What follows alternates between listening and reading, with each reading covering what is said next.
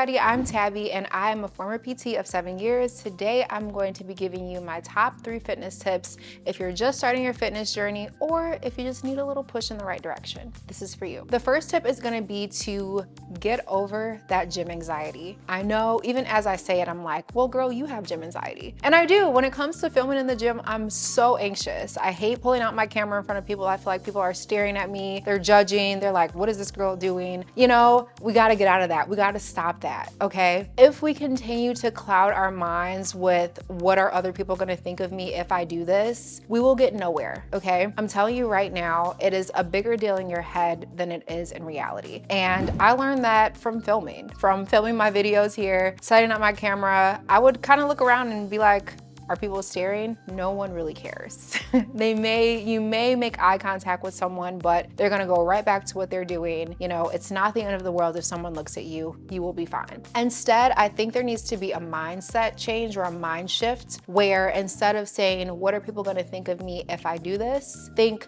how am I gonna feel or what am I gonna think about myself after I accomplish this or when I do this? Change the mindset, shift your mindset, and that will make all the difference in your results and just getting in the door. Again, this is something that I'm teaching myself as well, but it's helped me break out of my comfort zone and be able to share valuable information with you all. So there you go. My next tip is going to be set a realistic goal or goals for yourself before actually committing to a program. I mean, I can't tell you how many clients I've had that have told me they have to be at a wedding in a month or they have a vacation planned in a couple weeks and they really want to drop 20 pounds. I'm sorry to tell you, not only is that an unhealthy mindset to have, but it's very hard to accomplish that goal. You want a goal that's going to be specific, that's going to be measurable, something that has some time related to it, that gives you a realistic time frame. So a better goal, I think, would be to, for one, start a year ahead, okay? Give yourself a nice time period to reach that goal and make it a lifestyle change. So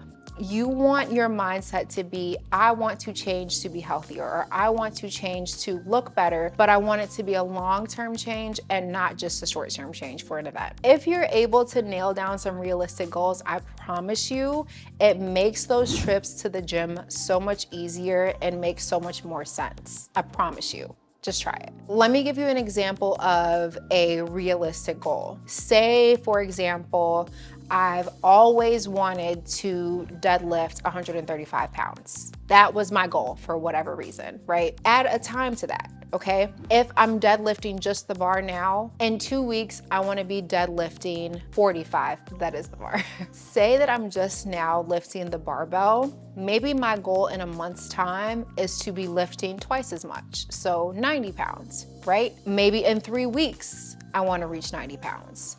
Let me also say, do not be discouraged if you're not at that goal within that time frame. Acknowledge the objectives and the steps that you took to accomplish that goal and know that you will be there before you know it, okay? So if you have goals that are specific, that are measurable, right? Goals that you're able to set some clear objectives and strategies to get to, it just makes those trips to the gym so much easier and make more sense to why you wanna make this change. It's a big deal, okay? Incorporating fitness into your life is a big deal and it should be something that you want to take on for a lifetime. It'll be totally worth it, I guarantee you. That brings me to my third and final tip for today, and that is committing to a plan or program that makes sense to you and your goals. I'll also throw something else in here and say, make sure that it makes sense to your lifestyle as well. One of my most recent personal training jobs was working within a corporate office building. So a lot of my clients were, you know, in finance, lawyers, but just had really busy schedules. And one of the questions that I would ask them during their consultation is, how many days a week would you be committed to reaching your goal or working towards your goal? And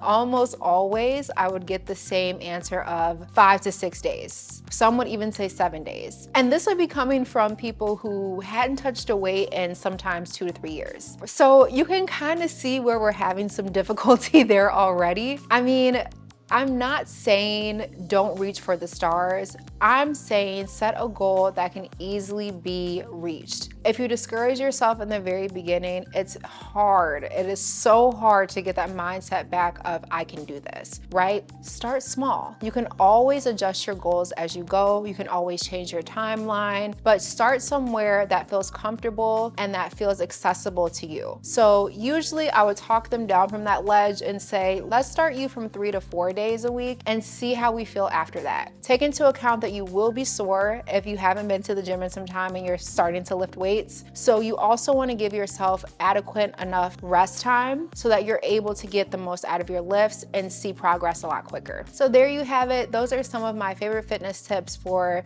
those of you that are just getting started on your journey, or maybe just need an extra push. We all do, so I totally understand. One thing I do want to leave you with is to always remember that we all have to start somewhere, okay? So give yourself some grace, applaud yourself for taking a brave first step, and you got this, okay? Thank you all for joining me, and I'll see you next time. Bye.